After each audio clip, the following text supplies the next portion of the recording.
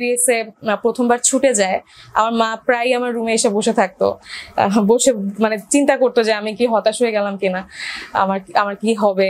তো আমি কেন জানি আমার বিশ্বাস ছিল যে হবে, এবং আমি পরবর্তীতে আর কি ডেন্টাল পরীক্ষাটা দেই, এবং ডেন্টালে আমার অ্যাকচুয়ালি ডেন্টাল পরীক্ষাটাই আমার খুব ভালো হয়ে যায় সেকেন্ড টাইমে।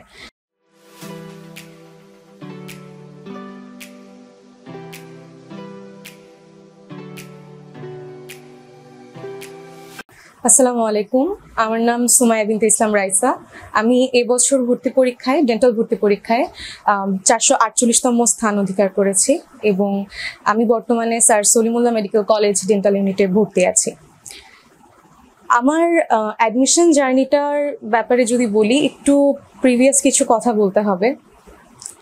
আমার স্কুল ছিল বিকারুন্নিসা স্কুল, এবং আমি স্কুলে মোটামুটি বেশ পরিচিত একজন মানুষ ছিলাম।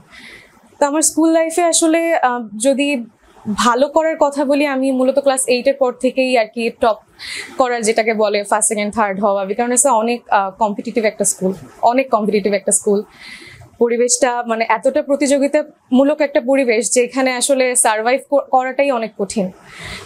তো আমি ওখান থেকে ভালো একটা রেজাল্ট নিয়ে বের হয়ে আমার কলেজ ছিল হোলি ক্রস কলেজে যখন আসি, অনেক স্বপ্ন নিয়ে এসেছিলাম। আমার ছোটবেলা থেকে ডাক্তার হওয়ার ইচ্ছা ছিল। কলেজে আসার পরে আমি আসলে শুধু পড়াশোনা নিয়ে কখনোই ছিলাম না। তো আমার একটা ব্যাপার ছিল যে আমি সবকিছু করব, পাশাপাশি আমার পড়াশোনাটাও ঠিক রাখবো। তো হোলি ক্রস কলেজে এসে আমাদের একটা সিস্টেম আছে কলেজে, যে এখানে আমাদের ইলেকশন হয়ে একটা ব্যাচের সভানেত্রী, মানে প্রেসিডেন্ট, ভাইস প্রেসিডেন্ট, ট্রেজারার এরকম নিযুক্ত করা হতো। তো আমি প্রথম দিন গিয়েই আমাদের নবীন বরণে আমাদের যখন প্রেসিডেন্ট আব্বু ওখানে বক্তব্য দেয়, আমি ওই দিনই আর কি ধরে নিয়েছিলাম যে আমি চেষ্টা করব এটার জন্য।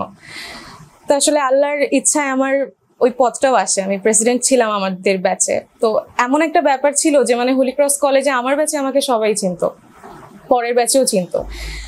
তো এই আসলে খ্যাতি থাকলে খ্যাতির বিড়ম্বনাও থাকে। তো এই জিনিসটা আমাকে অনেক সমস্যা দিয়েছে পরবর্তীতে। সমস্যাটা হচ্ছে এরকম যে আমার ভিতরে একটা সবসময় প্রেশার ছিল যে আমি যদি আমার ভর্তি পরীক্ষায় ভালো না করতে পারি, মানুষজন আমাকে ছেড়ে কখনোই কথা বলবে না। আর এই বিষয়টা অনেকে ভাবতো যে ও এত কাজ করতো কলেজে, ও পড়াশোনা করতো কখন, ওর কি কোথাও হবে, এরকম একটা ব্যাপার ছিল। তো একটা চ্যালেঞ্জও আর কি হয়ে গিয়েছিল বিষয়টা। তো যাক, সবকিছুর মানে শেষ কথা হচ্ছে এটা যে আমার তো নিজের জন্য কিছু করতে হবে, আমি সবসময় এটাই চিন্তা করতাম। তো আমাদের ভর্তি পরীক্ষার সময়টা যখন আসলো, অ্যাডমিশন প্রিপারেশনের টাইমটাতে, আমি শুরু থেকে অনেক সিরিয়াস ছিলাম। আমি যাই করেছি লাইফে সবসময় অনেক সিরিয়াসলি করেছি, এবং আমার পড়াশোনার ক্ষেত্রে আমি অনেক অনেক অনেস্ট থাকতাম সবসময়। মানে আমি যা পারতাম, আমার তার উপরে অনেক ভরসা ছিল যে এটা দিয়ে কিছু একটা হবে। তো ভর্তি পরীক্ষায় শুরু থেকে আমি এত পড়াশোনা করেছি, আসলে আমি রাস্তায়ও পড়তাম, রিক্সার ভিতরেও পড়তাম। আমি তো কোচিং করতাম অনেকগুলো জায়গাতে, ভর্তি ছিলাম মোটামুটি। তো দেখা যেত যে ওই রাস্তার মধ্যেও আমি বই নিয়ে পড়তাম, এবং কোচিংয়ে আমার পজিশন খুব ভালো ছিল, ভালো করতাম যে কয়টা কোচিংয়ে ছিলাম। হোক সেটা মানে উন্মেষ ছিল, রেটিনা ছিল, এসিএস অনলাইনে ছিলাম পরবর্তীতে। তো আমার মানে চেষ্টা করতাম সবগুলোতেই যতটুকু পারা যায়। একবারে তো সব একসঙ্গে কন্টিনিউ করা সম্ভব না। যেগুলো অফলাইন কোচিং ছিল সেগুলোতে হয়তো একটু মানে বেশি জোর দেওয়ার চেষ্টা করতাম। সবকিছুর পরে আসলে ভাইয়াদের সবার বিশেষ করে বাসার যখন দেখছে যে এত ভালো করছে, ও তো ভালো করবে, এরকম একটা ব্যাপার মানে হয়ে গিয়েছিল। তো এটা আসলে ভালো প্রেশার দিয়েছে। আমার নিজেরও একটু মানে আমি টেনশন নিতে পারি না, তো আমার আসলে একটু হাই প্রেশারের প্রবলেম হয়ে যায় এই মেডিকেল ভর্তি পরীক্ষার 1 মাস আগে। তো পরবর্তীতে আমি চেষ্টা করি, পরীক্ষা দিয়ে আমি পড়াশোনা করেছি শেষ পর্যন্ত। আমাদের সময় একটু সময়টা কম ছিল, 2 মাস সময় ভেতরে আসলে ফুল সিলেবাস কভার করে পরীক্ষাতে বসা, এটা আমাদের ব্যাচে যারা ছিল তারা খুব ভালোভাবেই জানতো এটা কতটা কঠিন ছিল। তাও পরীক্ষা দিয়েছি, এবং আমার অ্যাকচুয়ালি আনফর্চুনেটলি আমার পরীক্ষাটা খারাপ হয়। কি কারণে? আমি প্রথম দিকে যে কয়টা দাগিয়েছিলাম মোটামুটি ভালোই দাগিয়েছিলাম, শিওর হয়ে দাগিয়েছিলাম, কিন্তু পরবর্তীতে লাস্টে এসে যখন দেখতাম কোচিং এ আমার একটা অভ্যাস ছিল যে আমি 95টার উপরে দাগাতাম সবসময়, তো মার্কও ওরকম আসতো, 85+ মার্কস আসতো, 90+ মার্কস আসতো। তো যখন ভর্তি পরীক্ষায় দেখলাম যে আমি 80টা দাগিয়েছি, এখনো আমার প্রায় 20টার মতন বাকি। অ্যান্ড আমার আসলে একটা বিষয় কি ছিল, আমি যেহেতু ছোটবেলা থেকে ঢাকাতে ছিলাম, আমার স্কুলটা ঢাকাতে, কলেজ ঢাকাতে, সবকিছুই ঢাকাতে, তো আমার ওই সময় পরীক্ষার হলে মনে হয়েছে যে আমার তো ঢাকা হবে না, 80টা দাগায় ঢাকা হওয়ার কোনো সম্ভাবনাই নাই। তো আমি এরপরে প্রথম দিকে যেগুলো দাগিয়ে রেখেছিলাম যে আমি এগুলো দাগাবো না, আমি সেগুলোও লাস্টে দাগাই। অ্যান্ড ওইটাই আসলে মেইন সমস্যাটা হয়। আমার কারেক্ট মোটামুটি 72 মতন হয়, কিন্তু আমি পরবর্তীতে এত দাগিয়ে ফেলেছিলাম যে মাইনাস মার্কিং হতে হতে আমার মার্কস এসে দাঁড়ায় 64.25 এ। অ্যান্ড আমাদের বছরে আসলে ওয়েটিং থেকে 65 পর্যন্ত আর কি নেওয়া হয়েছে, তো বলতে গেলে ওই 0.75 এর কারণে আমি এটকে গেছি। যাক, ওটা বিষয় না, ওটা নিয়ে আমি এখন আর আফসোস করি না। পরবর্তীতে যখন আমার এমবিবিএসটা ছুটে যায়, যেহেতু আমার স্বপ্নটা একদম ছোটবেলা থেকে ছিল, ছোটবেলা মানে আমি যখন থেকে বুঝি যে মানুষ কিছু একটা হয় বড় হয়ে, আমি তখন থেকেই ডাক্তার হওয়ার চিন্তা করি। আমার বাসায়ও সবাই আমাকে মানে ডাক্তার বানাবে এই পরিকল্পনাই তাদের ছিল সবসময়। তো আমার ইচ্ছাটা অনেক বেশি ছিল। তো এটা আসলে আমার লাইফে এটা বলতে গেলে প্রথম একটা ধাক্কা, কারণ ভর্তি পরীক্ষায় আমি এর আগে কখনো আসলে কোথাও আটকাই নাই। আমাদের টাইমে বিকানোর সাথেও আমি ক্লাস 1 থেকে ছিলাম, তখনও ভর্তি পরীক্ষা ছিল, হলিক্রস কলেজেও ভর্তি পরীক্ষা ছিল। তো এখানে এসে সবচেয়ে ইম্পর্টেন্ট জায়গাতে এসে প্রথম পরীক্ষাটাতেই ধাক্কা, যেটা আমার টার্গেট ছিল। তো আর মেডিকেল অ্যাডমিশন টেস্টটা হচ্ছে এরকম, মানে এটার ভর্তি পরীক্ষাটার প্রিপারেশন যারা নেয় তাদের জন্য না অন্য জায়গায় চান্স পাওয়াটা খুব ডিফিকাল্ট হয়ে যায়। তো ওই মুহূর্তে আমার তখন মনে হচ্ছিল, আমাকে অনেকেই বলেছিল পরীক্ষার আগে যে রাইসা তুমি তো ম্যাথে ভালো, ফিজিক্সে ভালো, তুমি ইঞ্জিনিয়ারিং প্রিপারেশন নাও, এটা ভালো হবে তোমার জন্য। তো আমি আসলে সবসময় যে না, আমার ইঞ্জিনিয়ারিং পড়ার ইচ্ছা নাই, আমি মেডিকেলেই পড়বো। তো এইভাবেই আর কি মানে প্রিপারেশনটা নিয়েছিলাম। তো পরবর্তীতে যখন এমবিবিএস ছুটে যায়, আমি চিন্তা করছি যে আমার তো মনে হয় এখন আর ঢাকা বিশ্ববিদ্যালয়ে বুয়েট কোনোটাই হবে না। অ্যান্ড আমাদের মতন মানে ওই যে যারা বলে না যে একাডেমিক্যালি যাদের পরিচিতি থাকে তাদের জন্য এটা অনেক বড় একটা বিষয়। তো ওই মুহূর্তে আমি ইঞ্জিনিয়ারিং তো আমি পড়বো না, আমি তো এটা ধরেই রেখেছি। তখন আসলে ডেন্টালের প্রিপারেশন নেওয়া, আমাদের টাইমটাতে এমবিবিএস এর প্রায় 2 মাস পরে ডেন্টাল পরীক্ষাটা হয়। তো ডেন্টালের জন্য একটা বেশ ভালো সময় ছিল, চেষ্টা করলে অনেক ভালো করা যেত, কিন্তু আসলে তখন মনে হয় কি এরকম, আমাদের টাইমে 4000 সামথিং সিট ছিল এমবিবিএস এ। তো মনে হতো যে 4000 সিটে যেখানে হয় নাই, এত ভালো প্রিপারেশন থাকা সত্ত্বেও সেখানে 545টা সিটে, এটা খুবই অনিশ্চিত। তো সাহসী পাই নাই আসলে আর আমি ওই মেডিকেল ওরিয়েন্টেড প্রিপারেশনটা নিতে। পরবর্তীতে আমি ভর্তি হই আর কি এসিএসআর ভার্সিটির যে কোর্সটা থাকে ভাইয়ারা ওই টাইমে আমাদের জন্য একটা ছাড়ও দিয়েছিল, 500 টাকা ছাড় দিয়েছিল পুরো কোর্সটাতে। তো আমি মানে ভর্তি হই যেদিন এমবিবিএস এর রেজাল্টটা দেয়, আমার ওই দিন 1-2 ঘন্টা আমি ফোন টোন বন্ধ করে নিজের মতন ছিলাম। আমি ভাবছিলাম যে আমি নেক্সট কি করব, কোন দিকে যাব। তো পরের দিনই আমি ভর্তি হয়ে যাই ভার্সিটি কোর্সে। ভর্তি হয়ে পরের দিন থেকেই আমি ক্লাস শুরু করি। ক্লাস করতাম এরকম প্রায় 3-4 ঘন্টা, ভাইয়াদের ক্লাসগুলো তো একটু বড় হয়, তো ক্লাস করতাম। ক্লাস করতে করতে মানে সব শেষ করতে পারি নাই, ম্যাথ ওরকম একটা করতে পারি নাই, ফিজিক্সটা করেছিলাম মোটামুটি।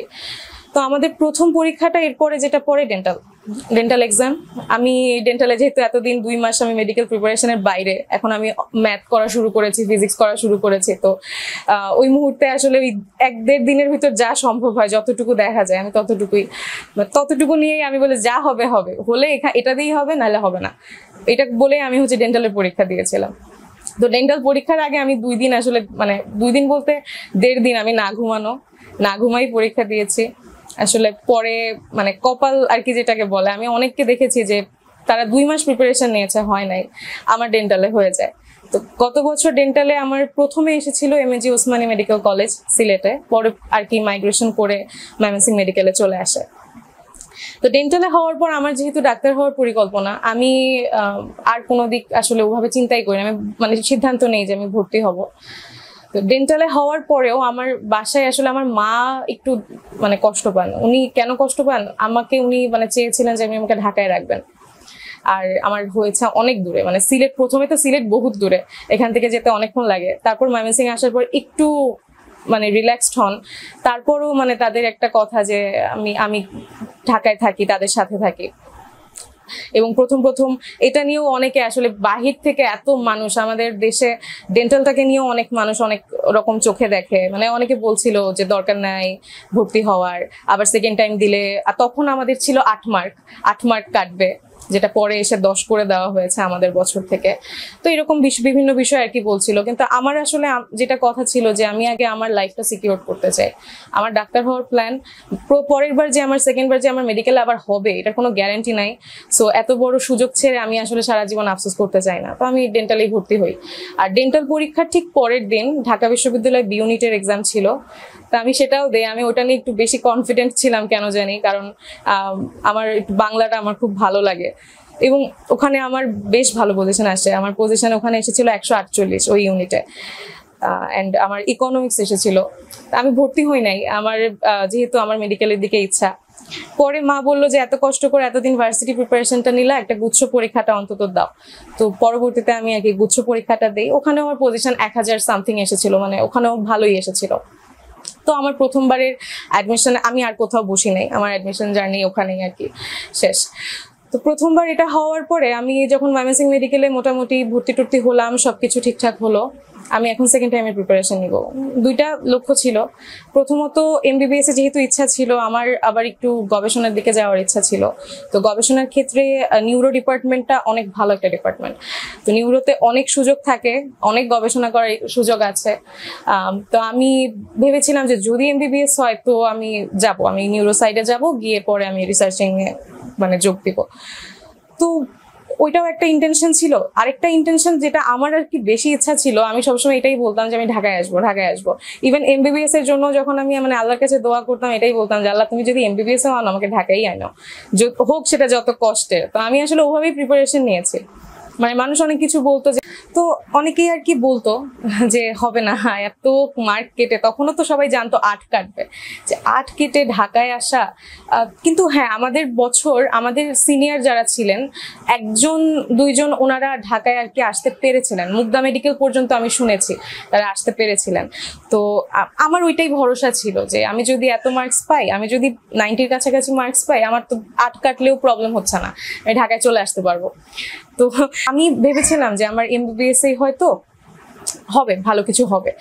কিন্তু যখন আমাদের এক্সামটা আসলো, এক্সামের ঠিক 1 মাস আগে নতুন একটা কথা বললো যে আমাদের নাকি 10 কাটবে, যারা মেডিকেলে সিট রেখে দিয়েছে তাদের নাকি এখন 10 কাটবে, নতুন করে কথা। তো আমার ওই টাইমটাতে মানে আমার প্রিপারেশনে একটু হ্যাম্পার হয়েছে, আমি এটা অস্বীকার করব না। কারণ ওই সময়টায় যখন আমি এই নিউজটা পাই, হঠাৎ করে মনে হচ্ছিল যে 8 মার্কস কভার করে নিব। তো 10 মার্ক যখন, মানে 2 মার্ক মেডিকেলের জন্য 2 মার্ক কিন্তু অনেক কিছু। তো আমার কাছে মনে হচ্ছিল যে 10 কভার করে এমবিবিএস এ আসাটা এটা অলমোস্ট ইম্পসিবল একটা বিষয় হয়ে যাচ্ছে। তারপরও চেষ্টা করেছি যতটুকু বুঝানো যায় নিজেকে বুঝিয়ে পরীক্ষাতে বসা। তো ওই জিনিসটাই, ওই চিন্তাটাই পুরো পরীক্ষার টাইমে আমার দ্বিতীয়বার এমবিবিএস পরীক্ষার হলের ভিতরেও মনে হচ্ছিল যে বেশি দাগানোর দরকার নাই, 10 কাটবে। আমি এবং আসলে আমি মাত্র 86টা বা 87টা দাগিয়ে ছেড়ে দিয়েছি, যেটা মনে হয় আমার আরো দাগানো উচিত ছিল। আমার মার্কস আসে 73, ওখান থেকে 10 কেটে 63, আর এইবার কাট মার্কটা হচ্ছে 66 পয়েন্ট সামথিং এর মতন ছিল। 5 কাটলে আর কি হয়তো হয়ে যেত, বাট 10 কেটে পরে আর আসলো না। আমি এখন আসলে হ্যাপি যে আসে নাই, কারণ আসলে আমার সেই কিশোরগঞ্জ বা সিরাজগঞ্জ এরকম জায়গায় হয়তো যাওয়া লাগতো। তো আমার তো ঢাকায় থাকার ইচ্ছা ছিল সবসময়। এমবিবিএস ছোটার পরে আমার যারা ফ্রেন্ডরা যারা ছিল দ্বিতীয়বার ছোটার পরে ময়মনসিংহ মেডিকেলে, ওরা আমাকে বললো যে তোর তো একটা গ্যাপ হয়ে গেছে। আমি আইটেম দিয়েছিলাম প্রথম দিকে একটা দুইটা এরকম, তো বললো যে তোর তো বেশ একটা গ্যাপ হয়েছে, তুই যদি চেষ্টা করিস, এখন চেষ্টা করলেও তুই পারবি, চলে আয়, প্রফের এখনো অনেক দেরি আছে, শেষ করতে পারবি। তো আমি তাদেরকে বলি যে আমার আসলে প্রথমত মাঝখান থেকে গিয়ে কোনো কিছু শুরু করার ইচ্ছা নাই, যেহেতু মেডিকেল সায়েন্সটা আমার টোটালি প্যাশনের একটা জায়গা, আমি এটা ভালোভাবে জানতে চাই। এটা আমি আর কি তাদেরকে বলেছিলাম যে আমি শুরু থেকেই পড়বো, যদি পড়ি আমি নেক্সট ব্যাচ থেকে কন্টিনিউ করবো, হয়তোবা ডিফল্টার হব, বাট স্টিল আমি মাঝখান থেকে শুরু করব না। তো ওরা আমাকে বলতো যে একটা বছর নষ্ট করিস না, আর ডেন্টাল পরীক্ষা, আমি আবার এটাও বলতাম যে আমি ডেন্টাল পরীক্ষাটা দিব, আবার আমি ডেন্টাল এক্সাম দিয়ে আমি ঢাকায় আসবো, মানে সামনে তখনও তো প্রায় 25 দিন পর ডেন্টাল পরীক্ষাটা হবে।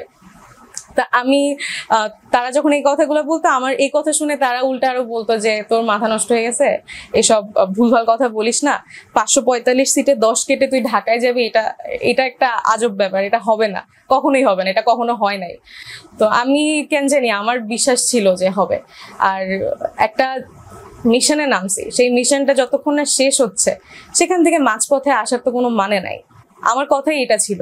তো আমি ওদেরকে এটাই বললাম যে হোক, সমস্যা নাই, আমার 1 বছর যাক, আমি শেষ পর্যন্ত চেষ্টা করতে চাই, যেন কোনো আফসোস না থাকে। পরে আমি পরীক্ষাটা দেই, 25 দিন পর আমাদের ডেন্টাল এক্সামটা হয়। ওই টাইমে আমি যেহেতু শিওর হয়ে গেলাম যে আমাকে ডেন্টিস্ট্রিতেই কন্টিনিউ করা লাগবে, আমি অনেক খুঁজতাম গুগলে যে ডেন্টাল ফিল্ডে কি কি রিসার্চের ওয়ে আছে। অ্যান্ড আসলে রিসার্চিং এর অনেক ওয়ে আছে। আমরা আসলে ডেন্টিস্ট্রিটা নিয়ে না দেশে খুব ভালোভাবে জানি না, এই কারণে মানুষের অনেক ব্যাপার থাকে যে এখানে পড়াবো, কি করবে, পরে কিছু করতে পারবে কিনা। এই কথাটা সম্পূর্ণ ভুল। ডেন্টালে অনেক সুযোগ আছে, এটা আমি ওই টাইমটাতে আরো ভালোভাবে বুঝি।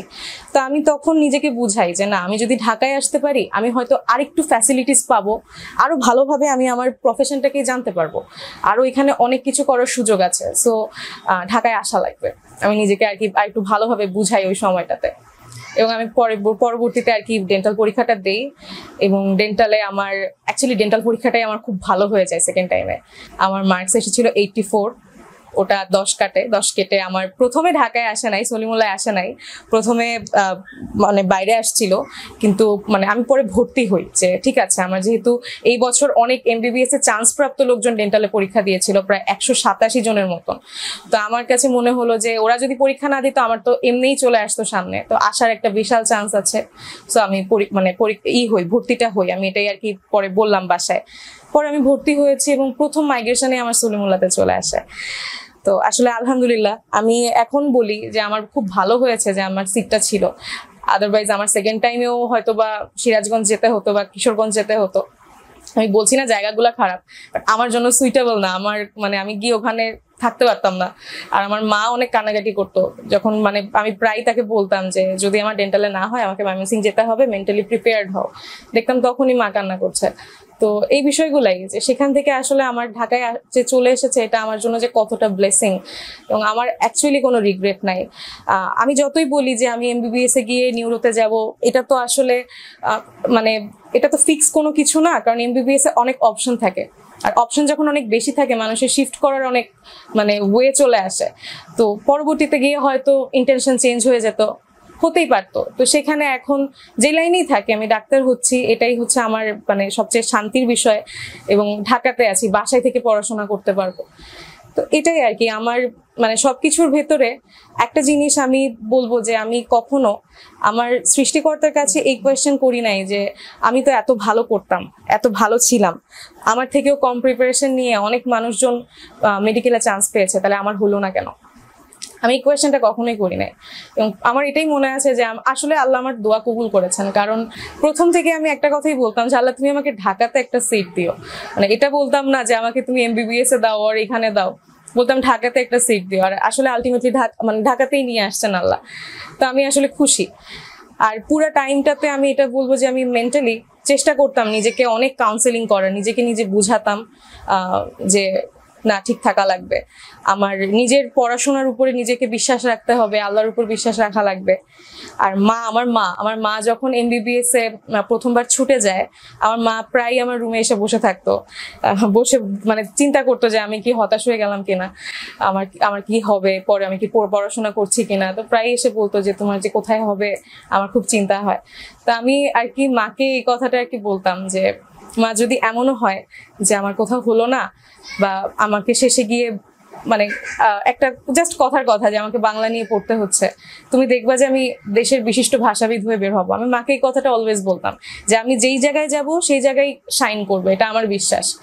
তো এরপর থেকে আসলে মাও ওই চিন্তাটা আর করে নাই আমাকে নিয়ে, যে না, ওর সাহস আছে, হবে।